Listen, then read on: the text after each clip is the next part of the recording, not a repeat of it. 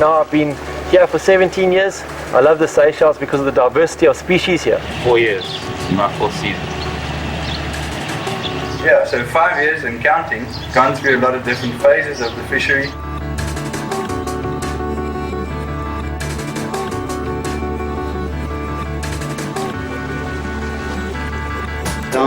I come like a guide, 2001. I was offered a position here, and that was 13 years ago. I'm still here. You look still fresh as a daisy. When the first guides were asked to go to Alphonse, I was actually one of a few guys that were asked from South Africa to go there. Bad to the bone. I come in here, I don't know anything about fly fishing. Came here with not even proper fly fishing shirt. I learning with the guests, my first time to hold a rod. I had a long sleeve shirt, didn't have proper water gear. To know about the fly. Different belts, not even saltwater proof. We're just like, oh. And you realize that I'm going to do this for a long time because I want it.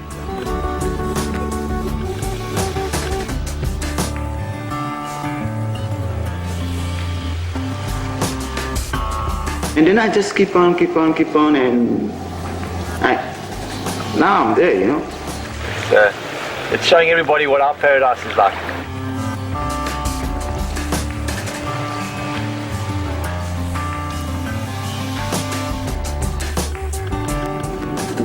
The moment I arrived, I realized that I basically found my home. And I'm happy, you know, like my job. Right. Love doing it. Love the place. It's been great. I love it. I can't wait to do a whole lot more.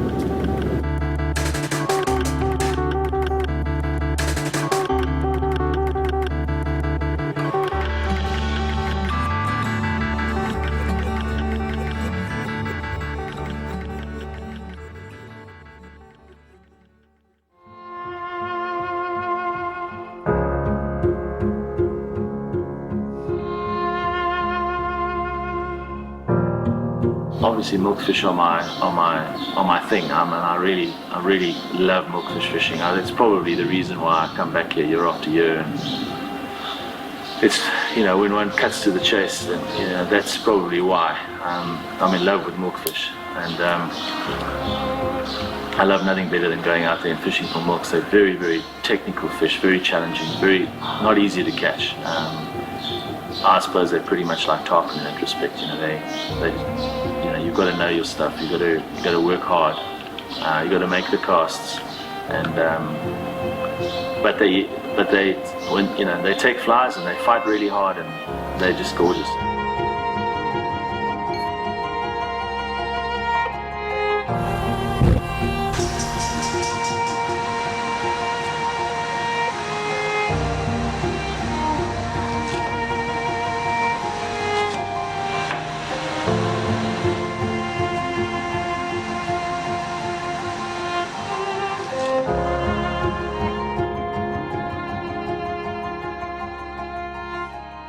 So to actually go out there, we almost predicted that day. Keith was lucky to have him on the boat that first day, and he did really well helping me out.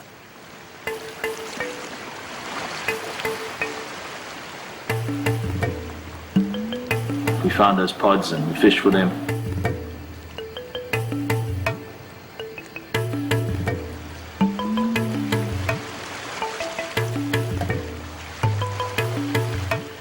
Here we go.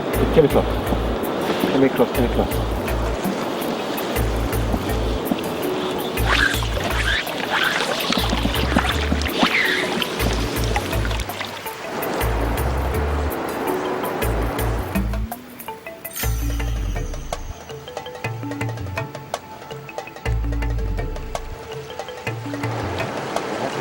And I battled with it. I mean, honestly, I just, there's some days when the fish are just eating, and the other days when the fish are just, they're there, but they're eating, but they're a bit grumpy, they're not really, and they're harder to get.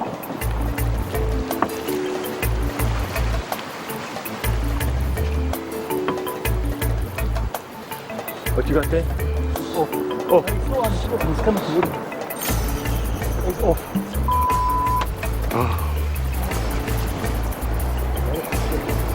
Oh, jeez, he came for it. Yes, he came straight up for the fly. That was awesome.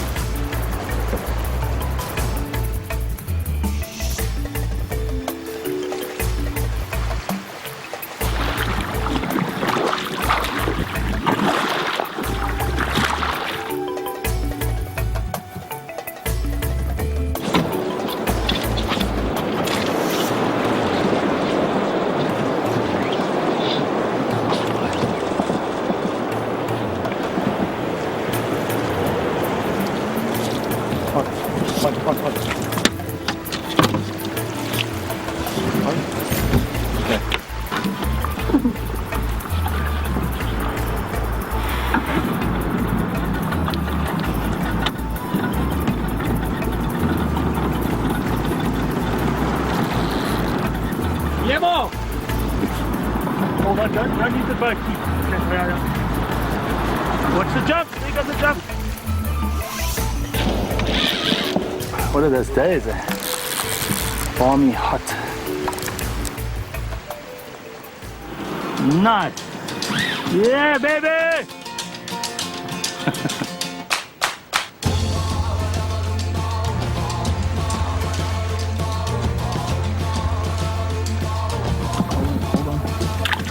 Got it right. Yes, got it. Yes, sir. Well done, Keith. Oh! Nice. Very, very splashy fish. That was a perfect little fish to start off because, they get big. They get up to 25 kilos, and a 25 kilo milk is brutal. We call them devil fish. They beat you up. I mean, you could fight a milk for 2 hours, and people just don't really understand how strong they are. But the fish were feeding. What happens at low tide is if the fish have an option, they'd probably rather be on the flats. Because they can't be on the flats, they go out into the blue water, and they shoal up, safety in numbers, find them in groups, and if they're high and happy and they're feeding nicely, they're very doable, very catchable. The fights are interesting because they go through 3 phases.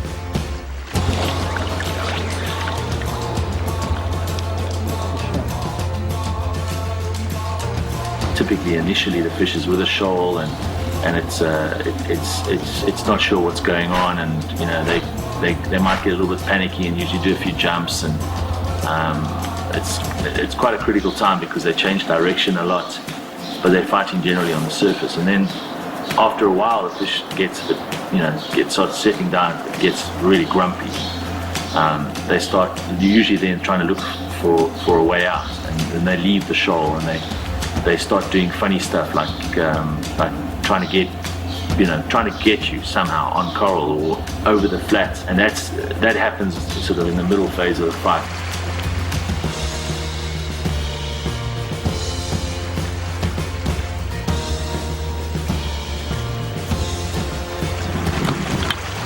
Oh, yeah, baby! Oh, hey! Oh! Awesome!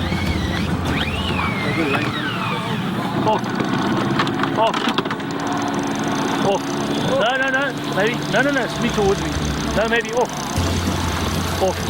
At the end of the fight, they do this sort of midway through towards the end, they do this going tuna deal. And if they're in the sea, they go down below the thermocline and they sit down there just like tuna.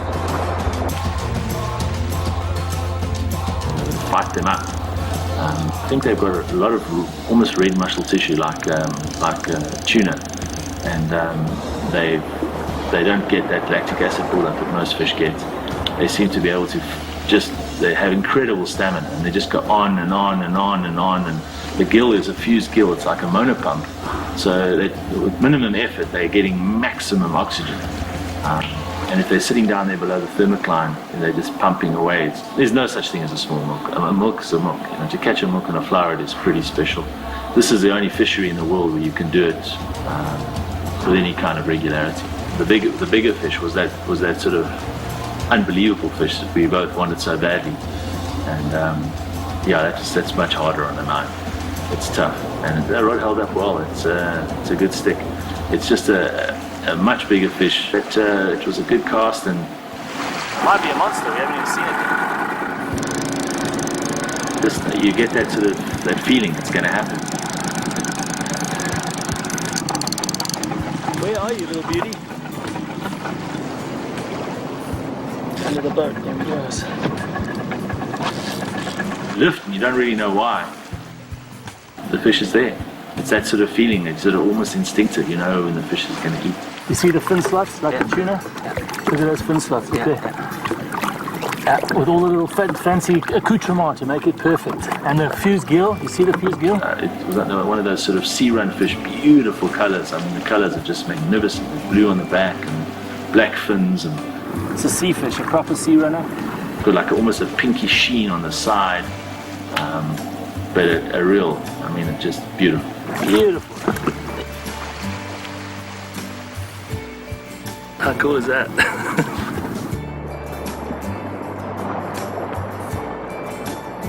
That's milkfish fishing. It's awesome. It's good fun.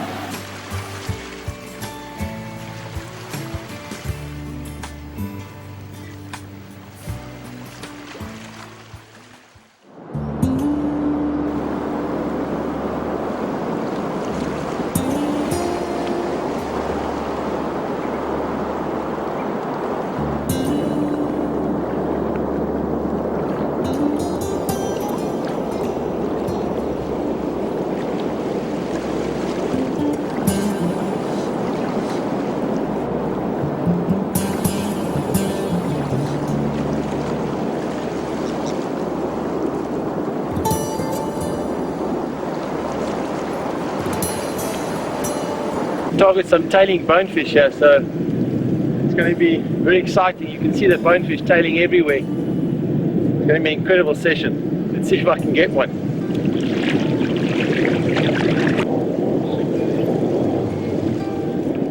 There it comes.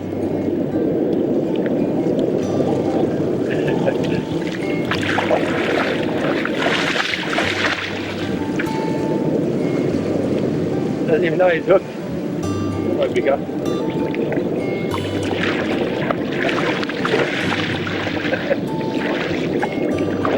Amazing. Shallow water. It's really skinny. Look at him go.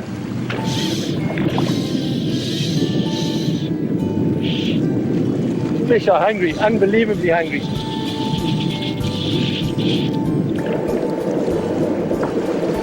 Tiny bonefish. Bonefish. Little 3 or 4 pounder, little 3 pounder. Beautiful. You can see when I pick this fish up just now, you'll see the dark bars on its back, which is synonymous with them sitting here on the outside, the turtle grass.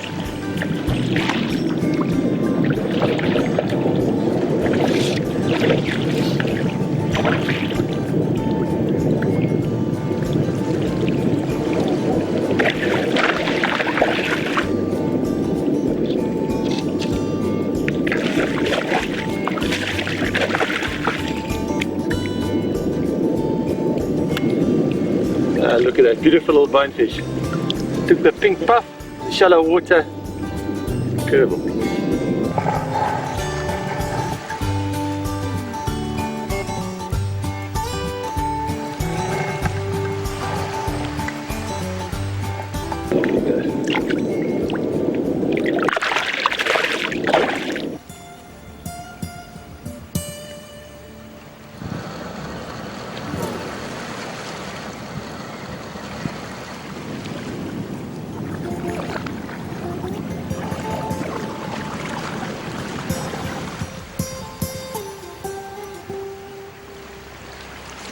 This guy's not going to get down here, so something with some nice heavy tungsten eyes. Got a 1.8 meter high tide, so the water's moving. It's coming into this lagoon called the Cosmic Lagoon. It's an incredible place, a breeding ground for young bonefish and some bigger bonefish here as well. Barracuda come in here, and it's an awesome place. It's an unbelievable place. It's like a wildlife sanctuary.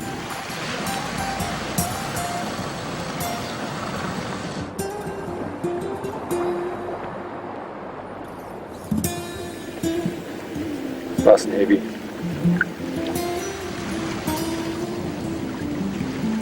Spawning shrimp one.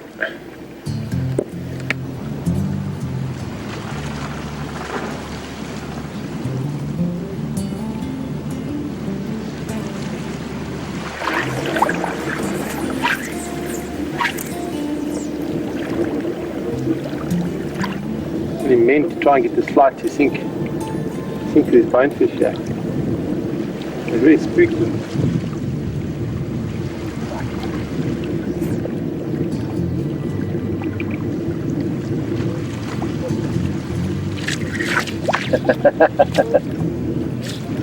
Using this thornback ray as cover. It's working. Thank you for that.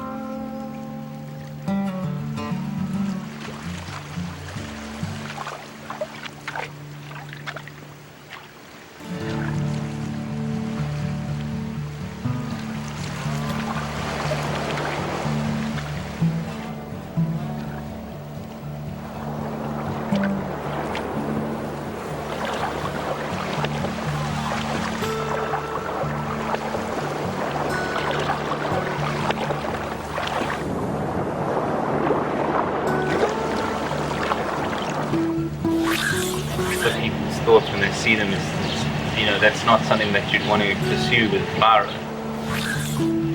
When you start fishing for them, you realize that they're actually very sort of challenging. The presentation itself is fairly technical. It's not just a simple matter of them coming and eating and pursuing the fly and then you hook it. They don't forgive you at all if you're not careful with the wading and the approach. You have to put the fly in gently. I don't know, it's almost like the ultimate fly rod target for technical fishing because they really are spooky. It's a dirty little fighter that's extremely strong for its size. It packs a powerful punch. And yes, they will put you in the coral. They will do anything possible to mess you up. So, I mean, apart from the fact that they don't look like a beautiful, sleek game fish, they've got all the ingredients. But it's kind of cool that, for me anyway, that they're fairly unique. They're absolutely, they're just so beautiful. Their eyes, the colors of their scales, kind of cool that they look like that.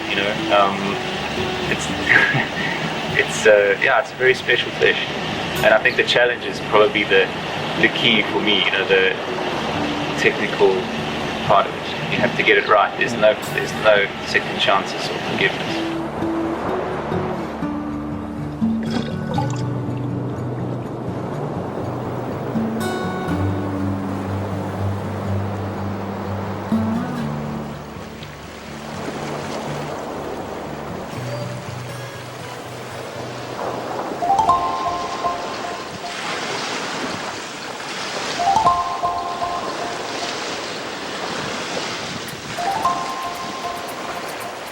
Okay, so basically, once you get the fly in, if you can get the fly in so that the fish doesn't detect it and it sinks, and you can get him to see that fly with just one small little strip, then they come over generally and they put their heads down. They try and eat it, and at that time you've got to keep contact with the fly and then he'll kind of crunch down on it.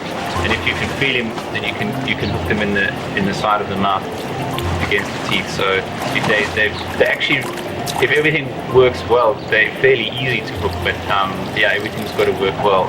Sometimes they take a few times. Sometimes they kind of like pick at the fly, and sometimes you hook it in such a way that it can bite you off or bite the leader or the hook in half.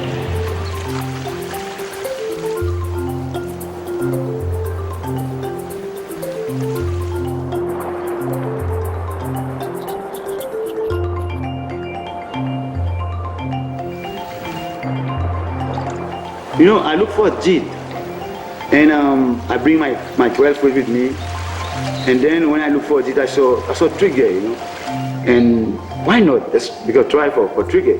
I've seen fish from full fly line lengths away where you see it and possibly even more distant, and you think, okay, well, let's just sneak up on it, and they spook. I kind of just take the general thought that is this: the more silently you can approach them, the better.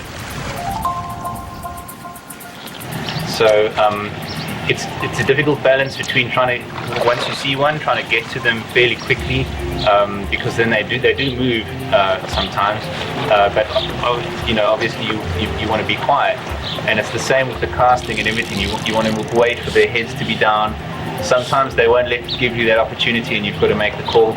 But yeah, slow and just ultra quiet and accurate.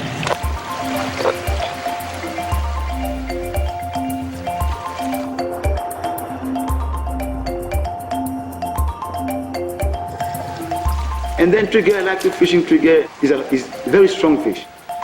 That's nice.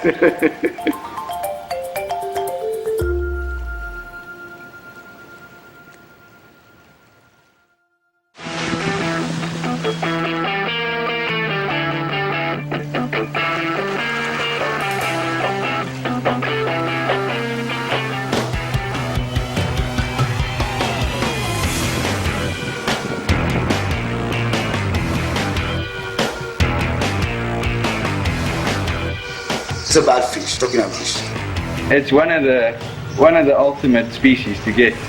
They're the gangster of the flats. They scour around trying to find some wounded bait fish, anything that isn't up to speed with what's going on in the flats. And when you're fishing for them, you put a fly to them, you know they're going to eat that fly, because they put their pectorals out, their eyes dilate, they rush the fly, their mouths open, they stick their eyes out the water and they gulp the fly. And it's almost too exciting to stay calm. That's the key to GT fishing, is being calm, setting that hook. And it's an amazing experience. Until you've done it, you never actually know what it's like. What strikes me about them is their eyesight is incredible. It's beyond anything you could possibly imagine. They can see so far underwater, and they can see so far above the water. They are the dominant, they're the most aggressive dominant fish other than the barracuda on the atoll. I tied this popper and gone out fishing with it and started to give it out to the other guides. And they'd fished it a bit and seen how well it works and how well the fish respond to it. And my friend Wayne comes running into my chalet and he says, "I've got a name for your fly." And he says, "Not your average popper, the NYAP, the nyak." What I've managed to do is just cut a block, slice it down the middle like this, and you're able to push the hook right inside and then super glue it in place, which makes it very durable. Those things are mad fish. They are just in a league of their own. I mean, even the sharks are scared of them. They're phenomenal fish. There's nowhere in the world where you'll get a better insight to their heads and who they are and what they are than Alphonse. GTs are the bad boys of the flats. I think every one of us loves GTs. They can track anything in the air for 30-40 meters. It's unbelievable. You make a cast at them and they see that fly in the air and they're accelerating before it even lands.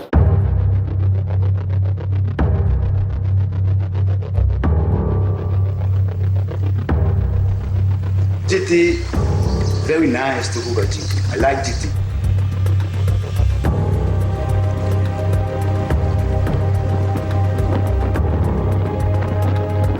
I get a lot of dream about GT. That's why you see, I give my name GT Dream, my boat.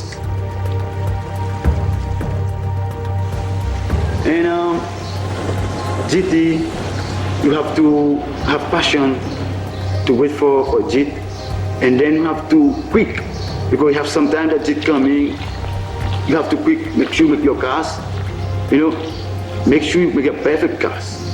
Sometimes you can put a fly on the head, you eat.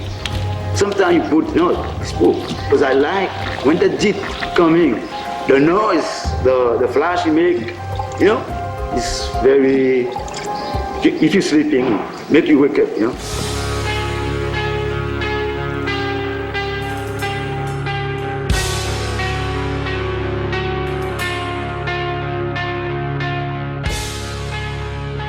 I think a lot of people come here to experience a GT, and that's a bycatch of the fishery.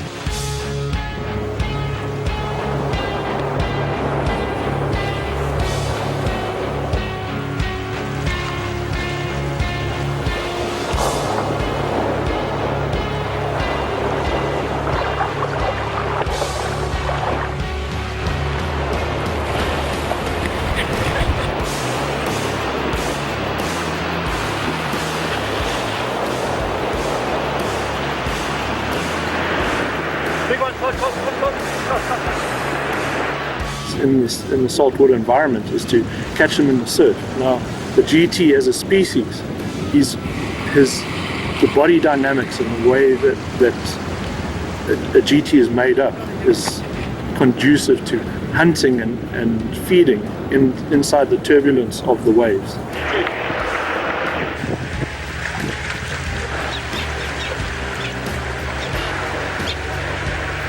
We had quite a few GTs around. I had quite a few, a couple bite me off. I had quite a few grab the popper head, flies coming out, line breaking. You're bloody! Those moments that you have to remember. It's the craziness which leads up to catching a GT.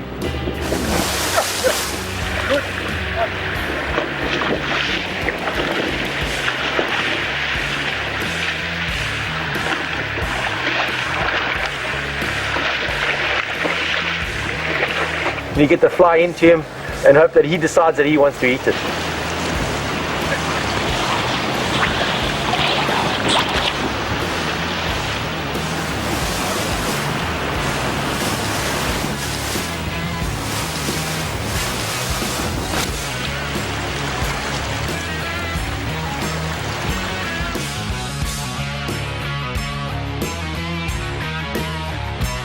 I was fishing with Keith that day, and we were hunting down the big boys, and it's obviously a big privilege to fish with somebody that has caught so many. I don't have that many in the bag yet, but soon it might come.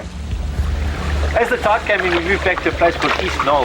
We knew that the moat would be there. It's a high sandy knoll, and with the tide of that day, everything congregates around this sandy pit. We couldn't leave it. We got there, we saw the baitfish, we saw the mullet.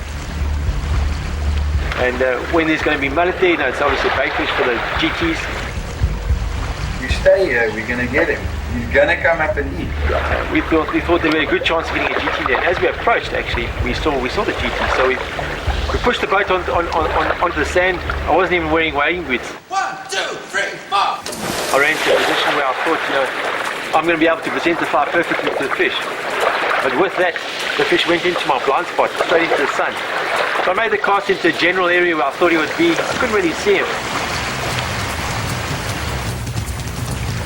Keith is on the go, and he gets a nice long one in there on the nyap on a nice big white popper. So I knew that the surface fly would make enough commotion to attract him. The nice thing about the nyap is that you're able to cast it really fast, very aerodynamic, very light. And even our guests are able to put it out a reasonable distance. And at the same time, this fly makes an incredible disturbance on the surface of the water. And that's the big thing. It's a key trigger for these fish, is the sound of that fly popping on the surface. So it doesn't just have a visual imprint to the fish, it has an audible imprint and then a visual imprint as well. And he connects with it and fights it like I've never seen anybody fight a fish.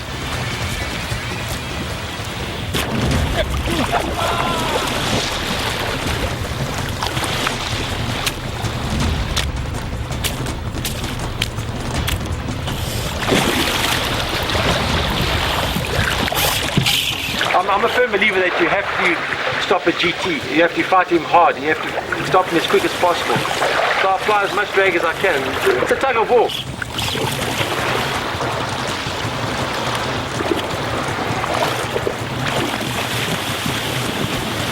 I believe if you can break his spirit very early in the fight, he'll always be your fish. He's not going to head off and go cut you off in the distance.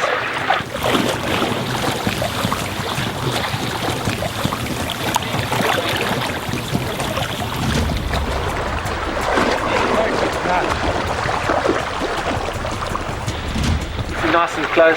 Now, if you think there's too much tension on the rod, you just step towards the fish, and that will act as also a drag system. And this time I was lucky.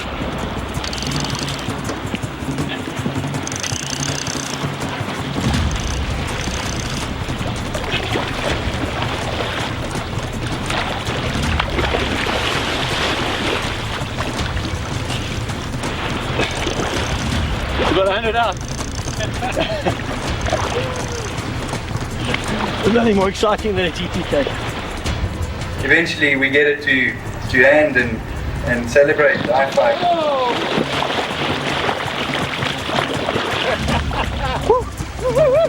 He's a vegan. I landed a 111 centimeter fish with a good friend of mine, Jevan, and I don't think there's anything better experience in the saltwater than that.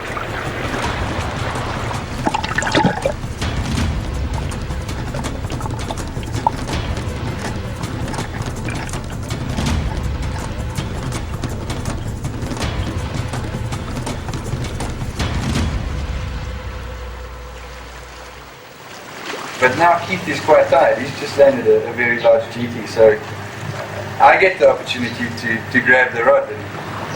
And what's the chances of catching two? It doesn't happen, but it's looking so fishy. It's going to happen. Yeah, it's tough now. You're going to put a blind one out every now and then. Come on, boys, come on. Drop your face. And Keith is shouting from the back where he can see one, and there were two nice patches of turtle grass. He's on the far side, the other side of the other black knoll. He's coming now, he's right at the tip of the knoll. I got him. Got him. Big fish, eh? Wading out in the water about this deep, I'd say.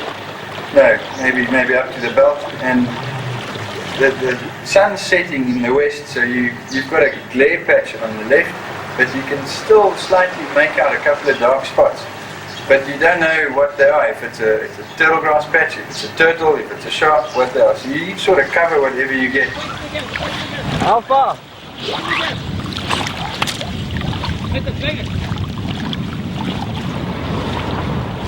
Now I know that there's a GT somewhere here. I can't see him yet. Make a blind cast, nothing happens. Make another one, nothing happens. And then I see the shape and realize that this might be it. And I think I actually put the fly right on top of it.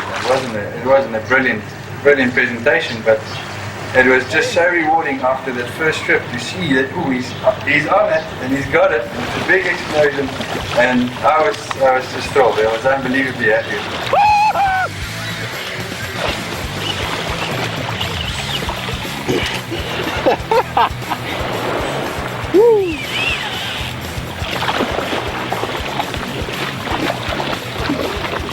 It's real complete. I had to have about 2 bottles of water after that because there was a lot of running around down the beach. And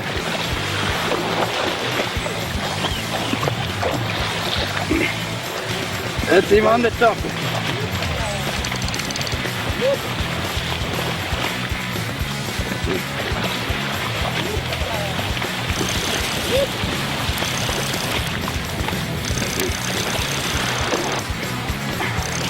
and got him in eventually. Woo! Jebo! Look at that! On the net popper.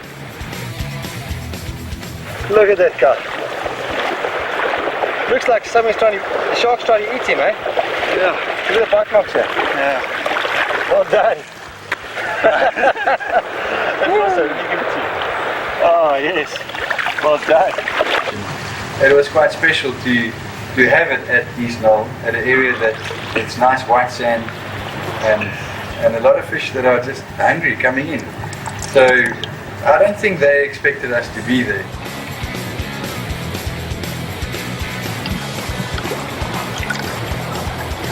I'm definitely going to go back. Definitely, that's the spot.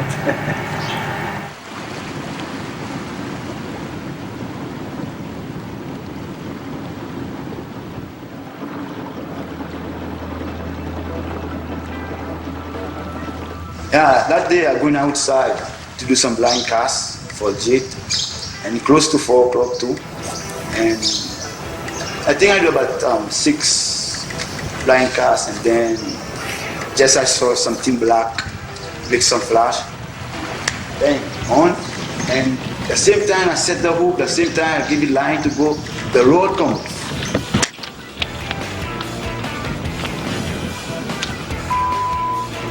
And then say, now what am I going to do now? You know?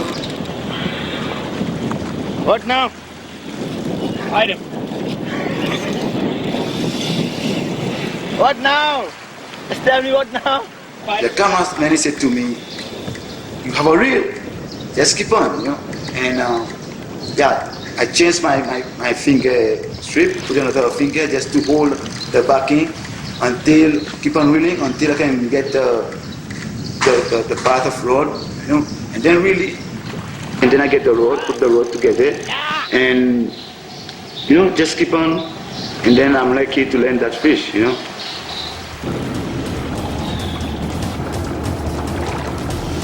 That's GT fishing, you know.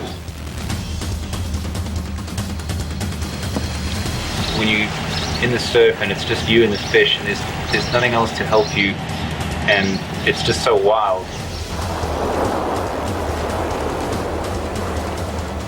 Sort of pitting your skills against this big beast, wild creature, it's awesome. I'm fishing with Andrew. Andrew drive the boat for me. Me and fishing, yeah. You see some tail. You're thinking maybe it's eagle ray, because eagle ray sometimes, you know, you're swimming, you see some fin out. You're thinking that's an eagle ray, and then look, and then you see the fork, you know, the tail for jit, the jit tailing. You see the tail out, and that day I have some chores to do, because you have a lot of fish there. I make a cast, I see some small jit, I can say, no, I don't want you. I need another one. No, I make another cast, and then I have to say, okay, who can anyone come in, you know?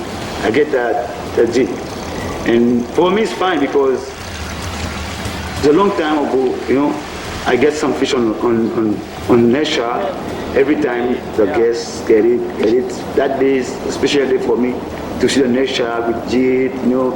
You can see different size, different color jit, you know. That's the day.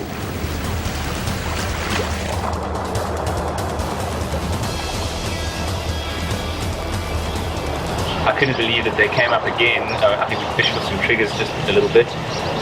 I tried to make a few more casts at the jeets, but it definitely wasn't the same. Once again, they're intelligent fish, so I think they knew exactly what was up. He didn't even respond. I'm not going to hesitate. I mean, this is split second, and I just went, okay, I'm casting. I made one cast at awesome, just little strips of the crab, trying to, you know, not strip it too fast, and watching it see the fly, and then come up and almost sip it with like a little sip. There's that tense moment where you need to get the line, and so many things can go wrong. And running towards it, I think it's gone. Landing it was a bit hectic. The fish was very strong. So getting it to hand was a little bit exciting.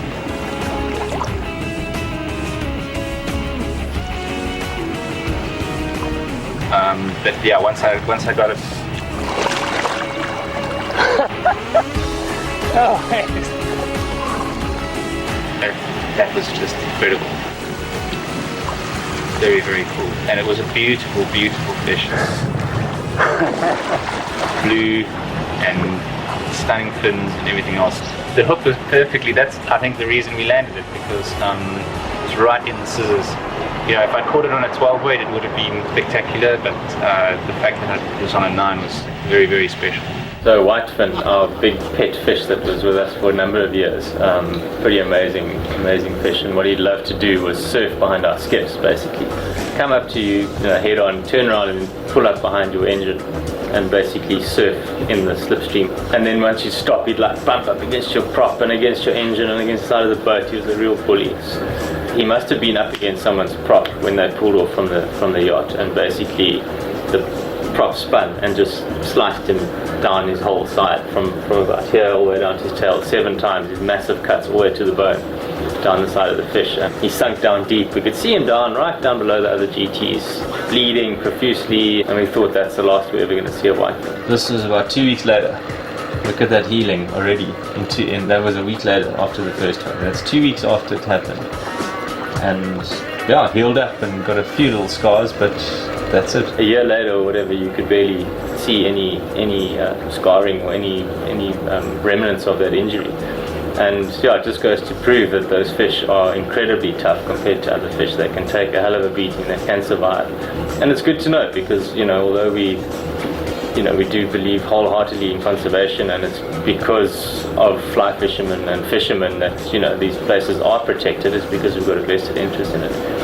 We do interfere with the fish, and we do hook them, and we do damage them to a degree, and so it's good to know that these fish can take it. It's just an incredible place. I mean, there's nowhere in the world you can interact with fish like that and learn about them, and I just wish that any commercial fisherman or spear fisherman or anybody ever kills a GT would just spend one day with those fish, because you'll never ever harm one again.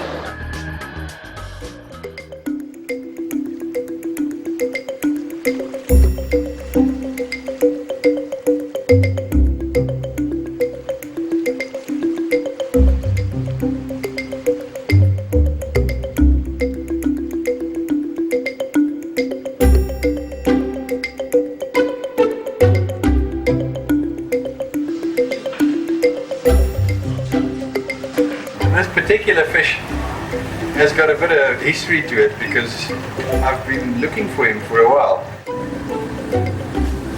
and we've spent a lot of time on the water trying to get this perfect scenario to take place.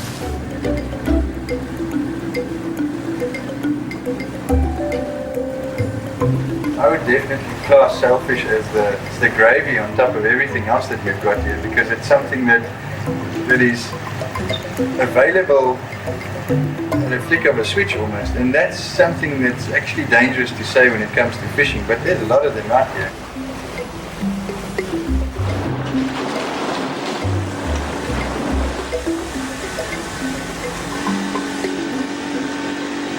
They get fooled by us all the time, so we love it. Sailfish, it's a nice fish,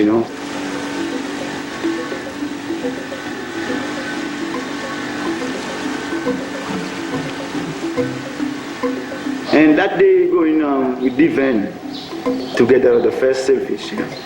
Every time I help to get somebody get sailfish, even me, I never hook one.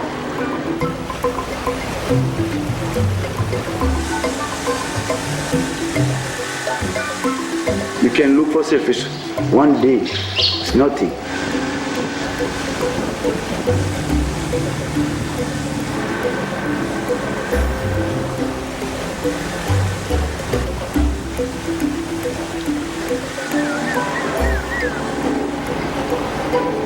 In Cape Town we've got a thing called boku, and the locals, not just the locals, but the people from Cape Town would dry up the boku. And it's like a fish beef jerky. It's quite salty, but dried fish is quite good. I don't know if the sailies would like that.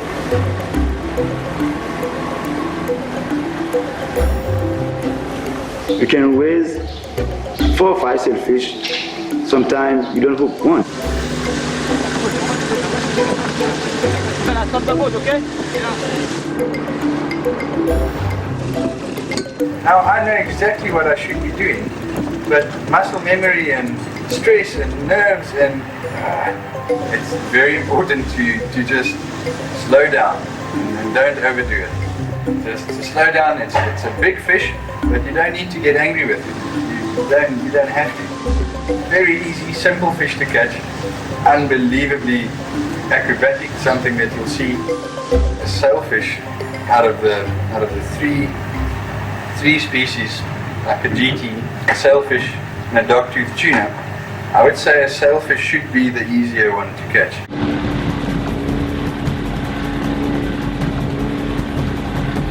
I have never had a calm sailfish experience, never.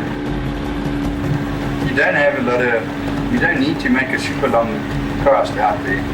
If you get it in the zone and you wait for the fish to turn towards it and you pop it, he's going to come up and eat it most of the time. He's there for a reason. So eventually it's a lot of shouting, screaming, controlled chaos, sometimes a lot of swearing. Bring it closer, bring it closer. Okay, give it to it, give it to it.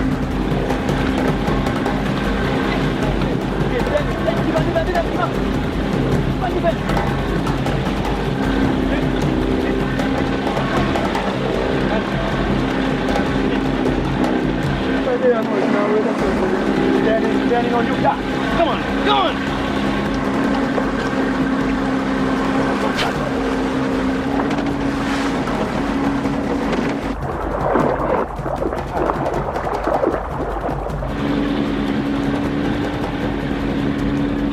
See that little window wiper come up behind the teaser. Everything goes to the birds. Yeah, there goes the rod. Slow down there. Yeah, slow down. And the same thing happened with the van. Same thing happened with me with the Jeep. The road come off. You know, the road come off and now the sail. That's a big word now. It's funny now without a rod.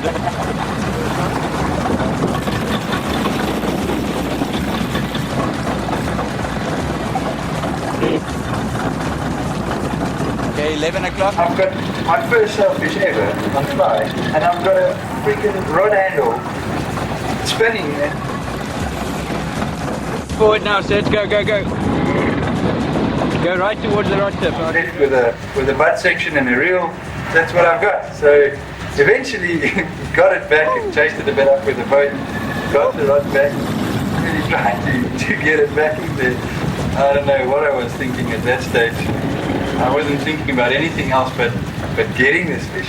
It's personal now. I want it. I really do want it.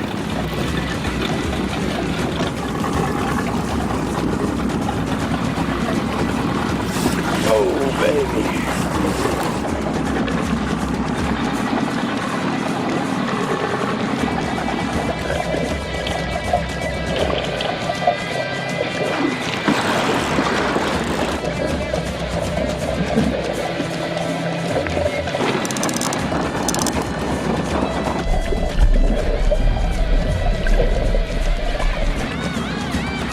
When we tried to land it, I lifted the rod too high and I broke the rod. So I had a bad week. I think I broke 2 rods. And I really enjoyed the fact that we didn't take the fish out of the water. We swam off well. He was really looked after properly. I'm very happy for him, you know, to get the first sail. That's nice, you know.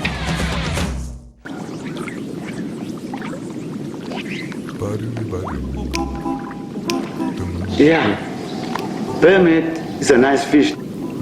That's everybody, every fly fishing guy, event guest, you want to hook a permit.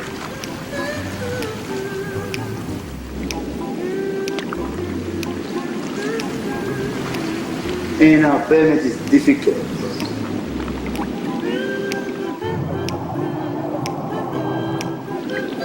To cast for permit, you have to walk slowly.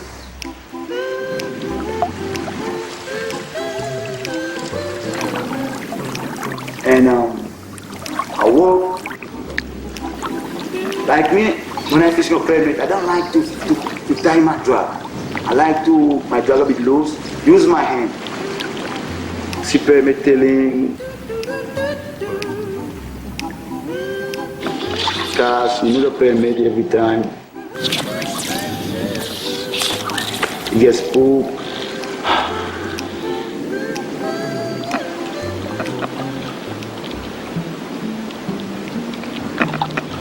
And then you have to make some long casts. Long cast for permit. Strip very slowly. Permit is going down. You can see the tail permit there. Set the hook.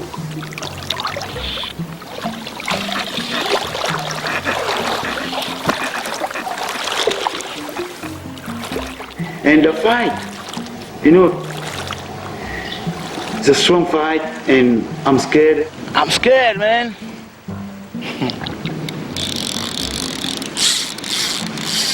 I'm afraid too. I don't want to lose the permit, you know.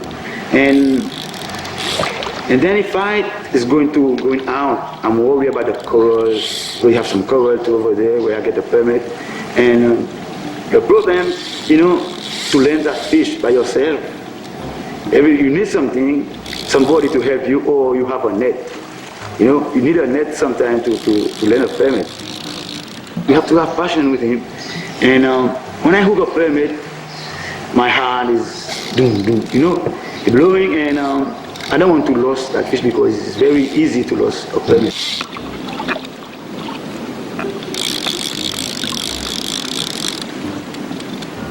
I think maybe I take about 5 hours, maybe 5 hours to hook one permit, you know.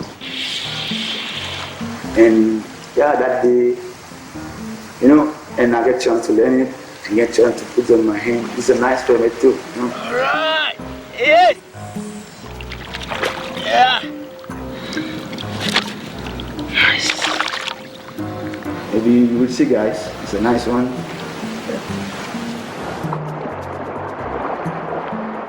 When you get a permit, that's a special fish for you, you know.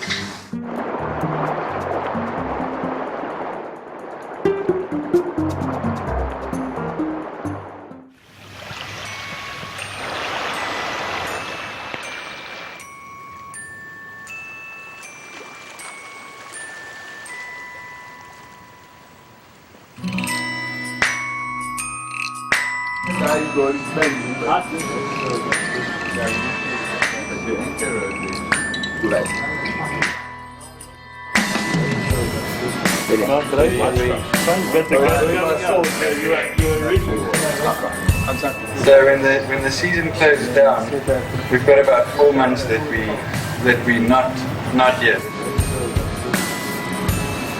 Get a couple week off, and then have to take care with the boat. Yeah, we had 2. The southeast monsoon comes in, and it makes it almost impossible to operate on the water.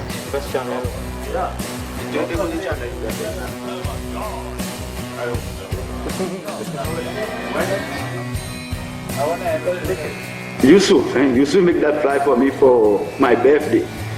You know, for my birthday, that fly is still there. Even on my box, it's still there. I'm scared to use that fly if I lost that fly, because that fly means something, you know. Yeah. Always the season ends, I've been doing kind of casual work for the same fly shop and kind of messing around a little bit, trying to do different things. Going home in the past used to be still getting involved with the bush life. That's a big passion, and seeing that. But the last 2 years I've been trying to travel as much as I possibly can. So it's nice to save up a bit of money throughout the season and then go and fish somewhere else. Well, I've been doing, some of the guides actually do the sort of Northern Hemisphere guiding season, you know, in Alaska and Europe, salmon fishing with Russia. I kind of like to keep guiding for here so that I can be fresh and excited about being back here, so that, you know, I can restore the batteries. I'm building a house, and I have a wildflower nursery. I'm actually a flower breeder. Pretty much my focus when I'm back. Yeah, my son like fishing, you know, and I still, maybe one day when I old, he can use my rod, you know. And I like if he keep on growing like that, you know, like he like the sea, like fishing, you don't scared about fish, you know, he's really want to hold it, you know. If he stay like that, maybe he can take my place one day, you know.